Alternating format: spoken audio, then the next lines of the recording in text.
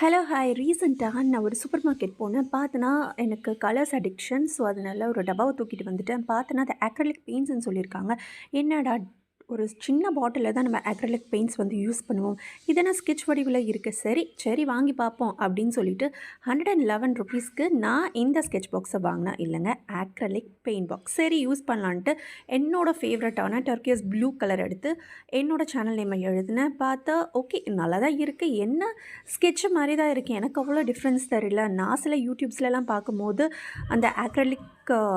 paint வந்து ரொம்ப அழகாக கோலம் போட்டிருப்பாங்க ஸோ நான் அப்படி இருக்கும்னு நினச்சி பார்த்தா இது எனக்கு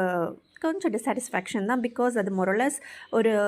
செமி பர்மனெண்ட் மார்க்கர் மாதிரியும் இருக்குது ஒரு ஸ்கெட்ச் மாதிரியும் இருக்குது சரின்னு சொல்லிட்டு நான் எல்லா கலர்ஸ்லேயும் இந்த ஒயிட் பேப்பர்ஸில் மட்டும் ட்ரை பண்ணேன் ஓகே என்னைய பொறுத்த வரைக்கும் இது ஓகே தான் பட்